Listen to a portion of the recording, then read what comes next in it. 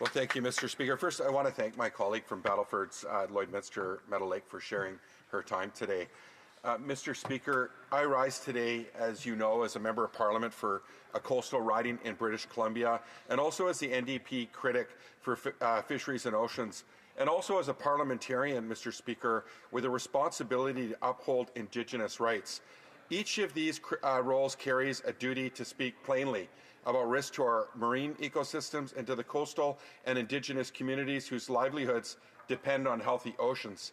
Decisions taken in this House do not exist in the abstract. They carry real and lasting consequences for people who work on the water, who harvest from it, who steward it, and who depend on it for their very survival. It is for that reason, Mr. Speaker, that the motion and the MOU before us today is so alarming. It asks that we support a massive bitumen pipeline from Alberta to the north coast of British Columbia, along with the suspension of the Oil Tanker Moratorium Act. And it asks that we do so without the consent of Indigenous rights and title holders and without the support of the province of British Columbia or the coastal communities who would bear the full risk of an oil spill. We have been here before, Mr. Speaker. Of course, First Nations on the coast have consistently opposed crude oil tanker proposals for more than 50 years. They participated fully in the National Energy Board's joint review panel for the failed Northern Gateway project. Their answer was a definitive and principled no. That hasn't changed. In 2019, the federal government passed the Oil Tanker Moratorium Act, Bill C-48, to protect the Great Bear Rainforest and the Great Bear Sea on behalf of all Canadians. Mr. Speaker, we have also been here before on the BC coast in a far more literal way. In January 1989, the Nestucca barge rammed its own tug off Washington State after a cable snap. The U.S. Coast Guard ordered the leaking barge towed out to sea. 5,500 barrels of oil spilled, oil that floated just below the surface and could not be tracked or contained. Days later, to everyone's horror, it washed ashore near Tofino in my riding, Mr. Speaker, of Courtenay-Alberni. That spill was devastating, and it was considered small. Just months later, the Exxon Valdez oil spill released 257,000 barrels of oil, nearly 50 times larger, enough to contaminate virtually the entire length of the BC coast, and we know the impact it had on the north coast, Mr. Speaker. If the pipeline envisioned in this motion were built up to 225 supertankers per year, each carrying up to 2 million barrels of bitumen, would move through narrow coastal channels and offshore of Vancouver Island and the north coast. The scale of risk would dwarf both Nestucca and Exxon Valdez. A spill hundreds of times larger than Nestucca would be physically impossible to clean up along our remote, rugged coast, especially given the behavior of bitumen itself. The moratorium did not appear overnight. Tanker restrictions had been voluntary in place, Mr. Speaker, for more than 30 years before Bill C-48 ever became law. Those restrictions were in place. Industry, insurers, scientists, and governments across Canada and the United States long understood just how sensitive, dangerous, and irreplaceable this region truly is. And yes, Mr. Speaker, the people who would be most affected have declared this position with unmistakable clarity for decades. Today, coastal First Nations, representing 9 First Nations along the North Coast, Central Coast, and the Haudenosaunee, have reiterated their position as rights and title holders in a firm and unequivocal statement that they will not consent to crude oil pipeline or oil tanker projects in their coastal waters. They have made it clear to Canada and to Alberta that the project identified in this motion and this MOU is the same pipeline carrying the same product to the same place. That was rejected in 2012 under the Harper Conservatives, and nothing has changed today, Mr. Speaker, with this Prime Minister and these Liberals. At the same time, Mr. Speaker, the BC Assembly of First Nations has passed a formal motion opposing this proposal and calling on all levels of government to abandon the project and instead support sustainable First Nations-led solutions that respect Indigenous title and ensure the survival of the land and its peoples. The Assembly of First Nations has echoed that position nationally, stating clearly that economic incentives co-ownership promises, and piecemeal consultation do not replace free, prior, and informed consent. There is something else that hasn't changed. The science has not changed, Mr. Speaker. It remains a scientific fact that bitumen cannot be cleaned up in marine environments. When it spills, it sinks. It mixes with sediments. It coats the seabed, it smothers salmon habitat, herring spawning grounds, shellfish beds, and the foundation of the marine food web. There is no proven technology capable of recovering it once it disperses underwater, Mr. Speaker. That's not speculation. That is what spill science tells us.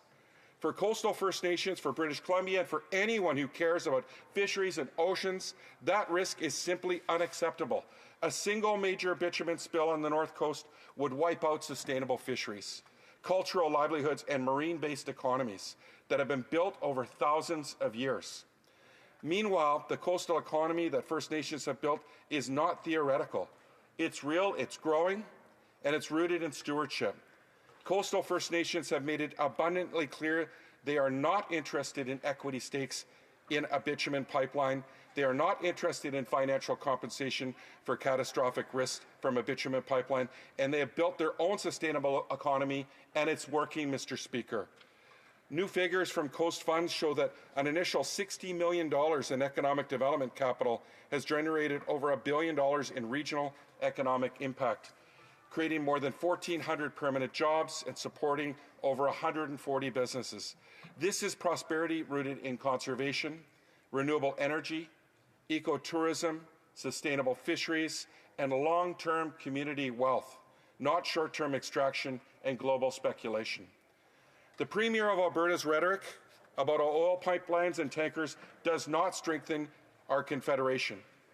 Also, this MOU that the Prime Minister, this Liberal Prime Minister, has put forward, the same, Mr. Speaker, it undermines it by threatening the goodwill that First Nations bring to major economic projects. Northwest BC alone represents roughly 40% of Canada's shovel-ready major nation-leading and building projects, including LNG facilities, critical mineral development, port modernization, and clean energy corridors.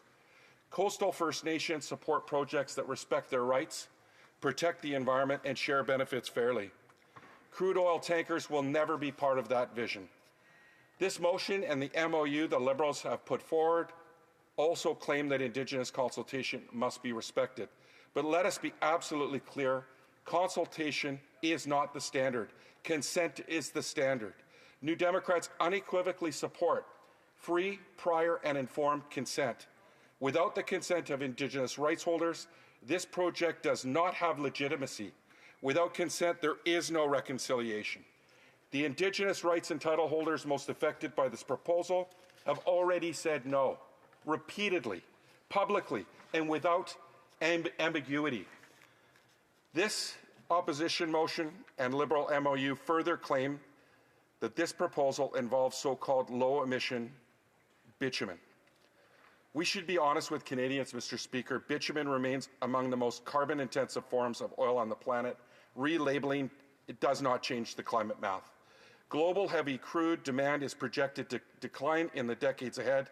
This motion pursues a project with no confirmed proponent, no secured market, no private financing, and no consent from those whose territories would be at risk.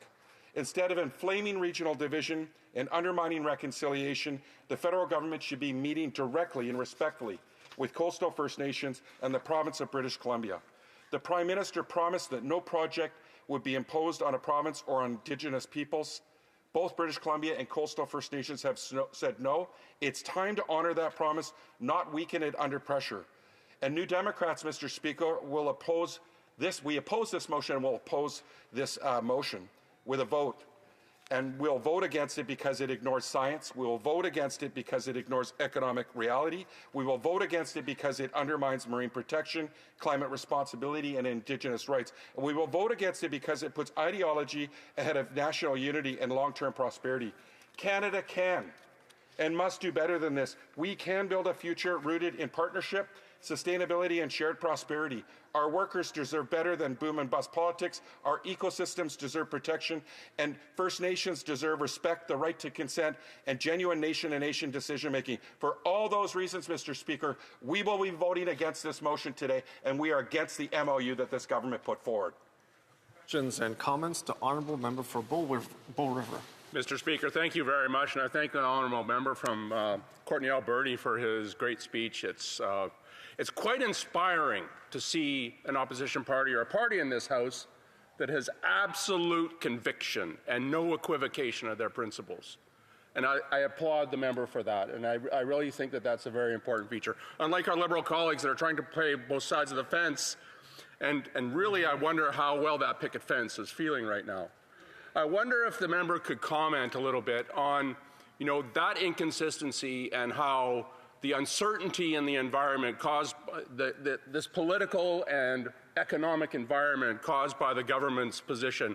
And if you could comment on that, please. Good question. Honourable for Courtenay-Alberni. For an excellent question, and it puts economic opportunities on the North Coast and projects at risk. That's exactly what this MOU does. Now, the Liberals keep saying there is no pipeline without support from Indigenous nations and British Columbia. But the Build Canada Act, the one that they keep citing, that they rely on, only requires consultation if nations say no, where in the law or in the MOU is there. So actually what it does is there's nowhere in their act that gives First Nations the right to stop this project and actually protect it. And maybe the Liberals can explain, why this government's they talk about consent in public, but they remove it from the fine print when they put forward MOUs like the one that they tabled, where it actually matters. Questions and comments. Questions et commentaires. L'honorable député de la Pointe-de-l'Île. The honourable member for La Pointe-de-l'Île. Thank you. I'd like to ask my colleague, we know that climate change is causing drought, it's causing natural disasters, it's causing an increase in the cost of life. Because of the cost of all these impacts, could our colleague please speak more of the impact of climate change? The honourable member. Well, I think that's an excellent question. The government spent $34.5 billion to buy the Trans Mountain Pipeline. And what's happened? We see record profits. Canadian Natural Gas, $6 billion in profit. Enbridge, $5 billion in profit. Suncor, $5 billion in profit. Imperial Oil, $4 billion. They laid off 900 staff, $4 billion in profit last year. AltaGas, $3.5 billion in profit. They made all this money, but they can't even afford to buy the TMX pipeline. Now they're putting forward this idea, this government, to build another pipeline on the backs of Canadians instead of investing in clean energy, which would be much more affordable and quicker in terms of tackling climate change and would create a long-standing future for our country, a much more sustainable future with true energy security. I really applaud the question from my colleague and for the work that they've been doing, the Bloc Québécois standing up for climate action. This is something that we need to be having. Right now, we see pipeline wars with the Conservatives and Liberals at a time of a climate crisis, raging wildfires, out of control. This reminds me of an arms war, but instead it's a pipeline war in the middle of a climate crisis. Where's the action from this government? Questions and comments. Honourable Parliamentary Secretary to Government House Leader. Yes, thank you. Mr. Speaker, to be very clear on the issue, the Memorandum of Understanding is good for the environment, it is good for the economy, it is good for Canadian unity, and it demonstrates that federalism works well. Whether it was the TMX as an example, when he made reference to TMX, that was negotiations with an NDP premier. Today we have a memorandum of understanding with a progressive conservative premier. At the end of the day, when you're in power, you have responsibilities to Canadians and to Canada, Mr. Speaker. This MOU does just that. I'm disappointed that the NDP oppose the MOU, and that's what the member has made very, very clear. I'm wondering if he can express why it is the provincial NDP seem to support things like this, but not the federal NDP. The Honourable Member for Courtenay-Alberni. Well, let's set the record straight, Mr. Speaker. Actually, the provincial NDP took this government to court. They tried to stop the Trans Mountain Pipeline for good reason. It didn't make any sense. It still doesn't make sense.